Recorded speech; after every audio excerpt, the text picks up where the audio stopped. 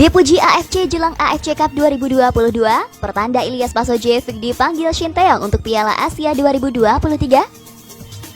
Sekadar diketahui, Ilyas Pasojevic akan membela Bali United di 3 laga grup G AFC Cup 2022 pada 24 hingga 30 Juni 2022. Bali United tergabung bersama Kaya Iloilo dari Filipina, Visaka FC dari Kamboja, dan Kedah Darul Aman dari Malaysia. Nantinya hanya juara grup lah yang diizinkan lolos otomatis ke semifinal AFC Cup 2022 zona Asia Tenggara. AFC pun membahas pemain-pemain top yang ada di grup G, H, dan I. Dari sekian banyak pemain yang ada, AFC mengerucutkan menjadi 5 pemain. Dari 5 pemain itu, salah satunya adalah Ilyas Pasojevic.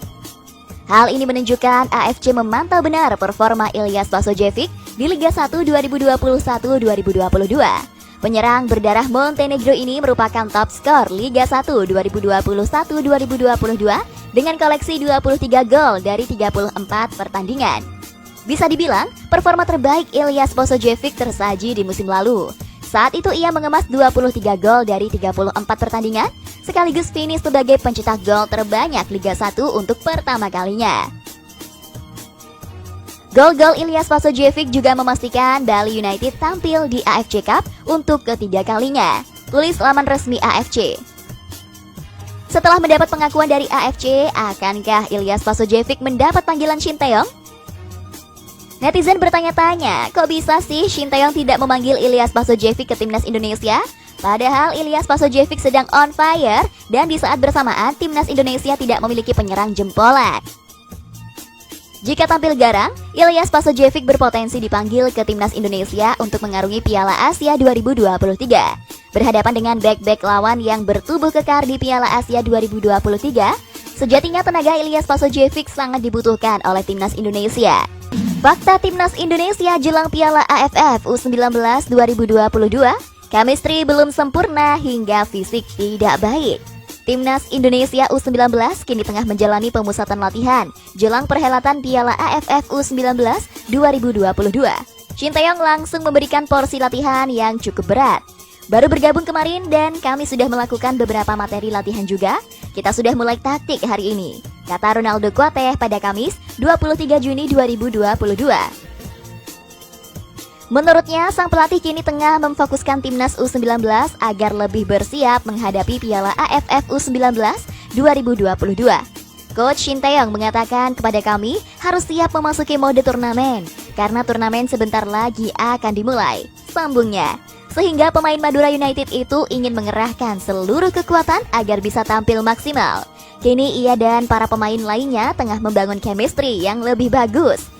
Chemistry antar pemain timnas U19, kata Ronaldo Kuateh, mulai membaik meski belum sempurna. Sementara itu, Shin Tae-yong menilai jika kini fisik para pemain mengalami penurunan usai mengikuti turnamen Toulon Cup 2022 di Perancis. Sehingga kini pelatih asal Korea Selatan itu terus mengasah fisik pemain lewat latihan beban. Shin Tae-yong menyebut jika fokus latihan di minggu ini meningkatkan fisik dasar dan weight training. Jelang lawan timnas U19 Indonesia di Piala AFF U19 2022, pelatih Vietnam ungkap strategi timnya. Pelatih timnas U19 Vietnam Dinh De Nam mengungkapkan strategi timnya menjelang laga kontra timnas U19 Indonesia di Piala AFF U19 2022. Pada laga perdana, timnas U19 Indonesia akan menghadapi tim kuat, yakni timnas U19 Vietnam. Pertandingan tersebut bakal berlangsung di Stadion Patriot Candrabaga, Bekasi pada Sabtu 2 Juli 2022 pukul 20.30 waktu Indonesia Barat. Timnas Indonesia U19 asuhan Shin Tae-yong pun terus mematangkan persiapan menjelang duel tersebut. Pada minggu pertama training camp, Shin Tae-yong memberikan menu latihan fisik kepada anak asuhnya. Di sisi lain, pelatih timnas U19 Vietnam Dinh De Nam juga mengungkapkan proses persiapan timnya. Bahkan, Dinh De Nam tak segan mengungkap strategi yang bakal ia terapkan menghadapi timnas U19 Indonesia. Ia mengaku akan menerapkan taktik menyerang dengan skema 4-3-3. Kami hanya memiliki waktu hampir sebulan untuk mempersiapkan turnamen Piala AFF U19 2022. Tetapi saya dan rekan-rekan mencoba yang terbaik. Kami mencoba untuk menyusun rencana dengan hati-hati dan membantu para pemain mengoperasikan formasi 4-3-3 dengan baik, kata Dinh De Nam. Ia menambahkan, Kecenderungan timnas U19 Vietnam adalah menyerang. Tapi apapun gaya permainannya, cara yang paling efektif adalah menang. Timnas U19 Vietnam kemungkinan akan mengandalkan Nguyen Van Truong dan Quat Van Cang.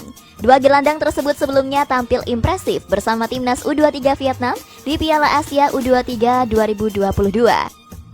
Dua negara ini jadi tuan rumah Piala Asia 2023. Timnas Indonesia dan Shin Tae-yong diuntungkan. AFC masih mencari siapa calon tuan rumah Piala Asia 2023 setelah Cina mengundurkan diri dari status tersebut. Menurut laporan jurnalis Malaysia Zulhelmi Zainal Azam, ada 4 negara yang telah mengajukan diri untuk menjadi tuan rumah Piala Asia 2023. Mereka ialah Jepang, Korea Selatan, Qatar, dan Australia. Keempat negara ini diketahui memiliki infrastruktur mumpuni sehingga sangat layak menjadi tuan rumah ajang 4 tahunan tersebut. 4 negara bersaing menjadi tuan rumah Piala Asia 2023, yakni Jepang, Korea Selatan, Qatar, dan Australia sejauh ini. Tulis Zulhelmi di akun Twitternya. Jika Jepang atau Korea Selatan menjadi tuan rumah, Piala Asia 2023 bakal digelar sesuai jadwal pada 16 Juni hingga 16 Juli 2023. Andai Piala Asia 2023 bergulir di periode tersebut, pelatih timnas Indonesia Shin Tae-yong dijamin pusing. Sebab pada Mei hingga Juni 2023, Shin Tae-yong juga akan memimpin timnas Indonesia U20 yang mentas di Piala Dunia U20 2023. Otomatis fokus Shin Tae-yong bakal terpecah. Namun jika Australia atau Qatar yang menjadi tuan rumah, Shin Tae-yong bakal diuntungkan. Sebab jika salah satu dari dua negara di atas menjadi tuan rumah, kick-off Piala Asia 2023 kemungkinan diundur. Alasan kick-off diundur jika Qatar terpilih karena pada Juni hingga Juli 2023, cuaca di Timur Tengah masuk kategori ekstrim. Sementara itu, jika Australia yang terpilih, kick-off diundur karena pada 20 Juli hingga 20 Agustus 2023, Australia bersama Selandia Baru menjadi tuan rumah Piala Dunia Wanita 2023. Arhan belum main, pelatih Tokyo Verdy janji adil. Pelatih Tokyo Verdy Hiroshi Jofuku berjanji akan bersikap adil dalam menentukan pemain. Hal itu juga berlaku untuk Pratama Arhan yang hingga saat ini belum melakoni debut bersama Tokyo Verdy. Arhan tidak masuk skuad Tokyo Verdy saat melawan Kawasaki Frontale pada babak ketiga Emperor Cup yang berlangsung di Stadion Todoroki Athletics pada Rabu 22 Juni.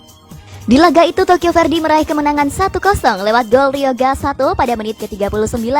Semula laga Tokyo Verdy melawan Frontale yang saat ini bermain di kasta tertinggi Liga Jepang diprediksi akan menjadi debut Arhan. Namun hingga kini bek kiri timnas Indonesia itu belum juga dimainkan sejak direkrut dari PSIS. Dikutip dari situs resmi Tokyo Verdy, Jofuku mengatakan pemilihan pemain saat melawan Frontale berdasarkan penampilan saat sesi latihan. Pelatih baru Verdy itu berjanji akan berlaku adil dalam menentukan pemain. Ketika saya melihat daftar pemain hari ini, saya berpikir line up awal rata-rata di usia 23 tahunan. Tetapi saya tidak memutuskan daftar pemain berdasarkan usia, tetapi berdasarkan kinerja, ujar Jofuku. Dalam artian, para pemain yang tampil bagus di lapangan latihan akan tampil di pertandingan. Saya ingin memperlakukan pemain veteran dan pemain muda dengan adil. Itulah yang terjadi pada hari ini, sambung Jofuku. PSSI berencana gelar uji coba timnas Indonesia di Samarinda. Ketua Umum PSSI Muhammad Iriawan mengagendakan kota Samarinda di Kalimantan Timur sebagai venue laga uji coba timnas Indonesia setelah menyaksikan langsung pertandingan grup B Piala Presiden 2022 di Stadion Segiri di kota itu. Iriawan menilai Samarinda mempunyai stadion yang cukup representatif dan sangat layak untuk menggelar laga timnas. Didukung sarana transportasi dan akomodasi yang cukup menunjang di ibu kota Kalimantan Timur itu.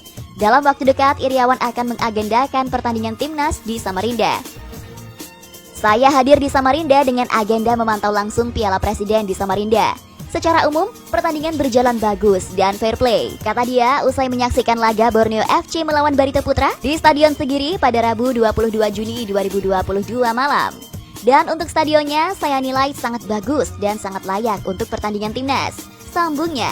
Iriawan juga menghadiri acara Kongres Asprof PSSI Kaltim yang berlangsung di Hotel Senior Samarinda, yang telah memilih Said Amin sebagai Ketua Asprof PSSI Kaltim.